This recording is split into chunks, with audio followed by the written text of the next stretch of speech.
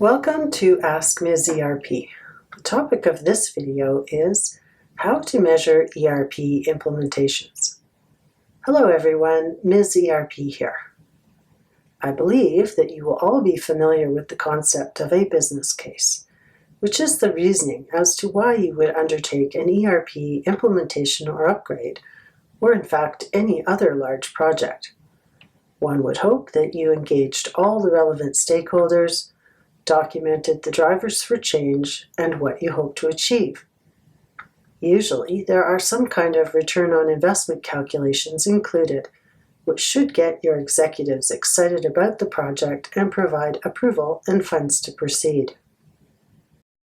Yahoo! What is not usually clear is exactly how you are going to measure whether your project did actually achieve what you were hoping it would. In fact, project lookbacks in general get missed, usually because everyone is so happy that the project is over, they just want to move on. Not a best practice, but common. Assuming that you do want to prove that your project went as planned, your measures of success should be defined to show that the specific business benefits or outcomes are actually being realized. If you were trying to address any risks or other issues, were they mitigated? You also need to define a time frame for measurement. Do not expect this to be immediately after go live, as an ERP and its associated processes, both business and IT, can take a year or more to stabilize. I recommend that you target your post-go-live metric measurements to occur about 6 months after go-live.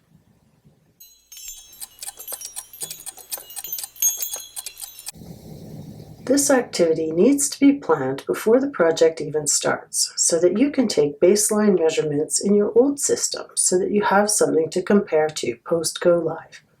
Performing this effort in your old system will also give you an idea of the time investment required to do the measurements, as you do not want the measuring to become a project in its own right. You need to balance the effort to measure against the value of the results of the measurement.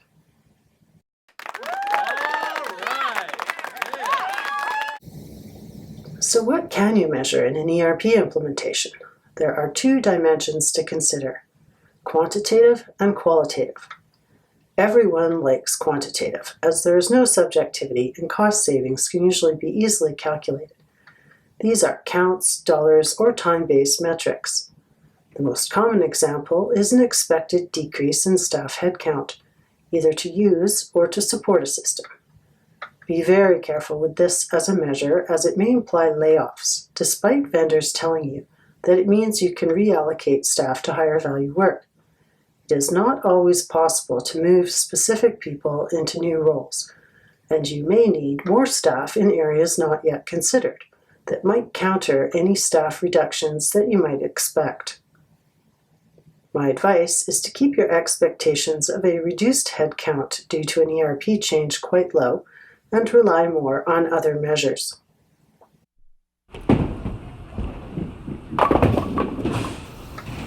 Operating costs are another one that are tricky to compare, as you must try and compare apples to apples as much as possible. A savings in hardware or data center costs with moving to the cloud may result in higher software service fees that might balance each other out. Staff support costs are also not always clearly defined, particularly if some of your ERP support is in the business, with folks doing it along with their day jobs. So operating costs are an okay measure. You just have to be really clear on what components are included so that you can do a fair comparison.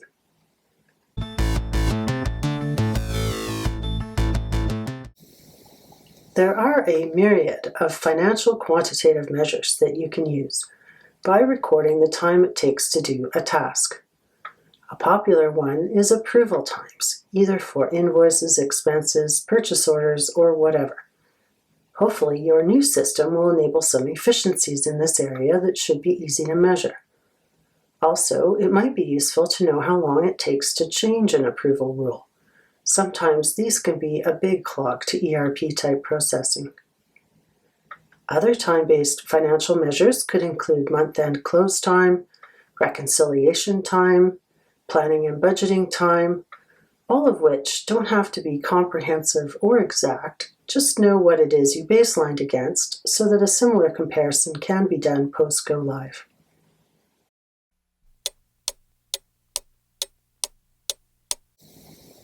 Other things you can count to compare old system to new are transaction counts for items such as manual journal entries, duplicate payments, days payables outstanding, or days sales outstanding. Supply chain quantitative metrics could include supplier lead time on purchases, or how much direct or indirect spend you have. Also, you can measure the processing cost per purchase order, which would be the number of purchase orders in a defined time period divided by the number of staff entering them. You can do a similar calculation on costs per invoice, either payables or receivables, by counting how many you have in, say, a month, and then divide by your staff number. Just make sure you document your assumptions so that you can do the same calculations post-go live.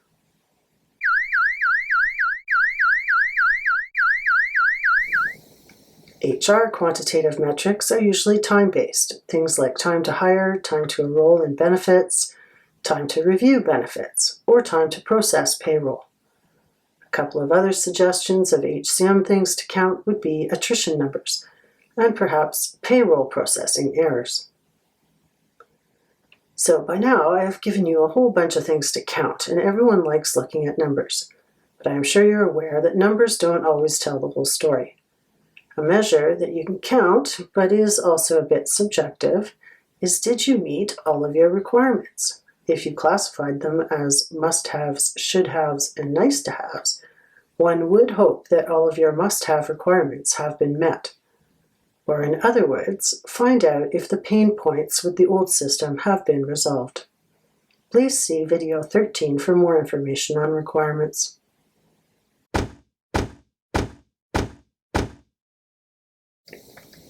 More qualitative measures are things like, were all of the reporting needs met? This is unlikely right after go live, but hopefully 6 months in, you don't have too many key reports missing. Are your users happy with the more modern, flexible user interface? Do the staff feel that their work and schedule are more predictable? Do your managers and leaders feel that they are equipped with more agility in decision-making? Have they noticed an improvement in team performance? Are the teams enabled to collaborate more? Any reduction in manual or time-consuming tasks should result in a savings in both time and effort, which should increase productivity.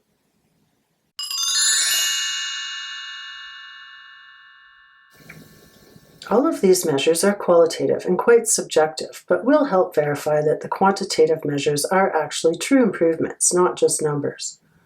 Qualitative measures are quite difficult to capture, and you may want to consider performing a user satisfaction survey to get some feedback. If you make it anonymous, it will encourage honesty, and offering prizes will encourage people to respond. Don't forget to report back to the group surveyed with your results and what the next steps are, so that they know you are listening.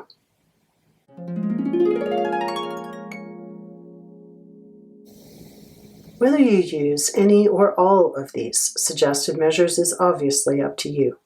The key message is that if you do want to do any kind of comparison, you need to think about it before you start your ERP project. This concludes the How to Measure ERP Implementations topic. There is a link on askmserp.com to email me to ask questions or suggest topics for future videos. Or you can just add comments on any YouTube video. Please subscribe to my channel. Thanks, and see you on the next video.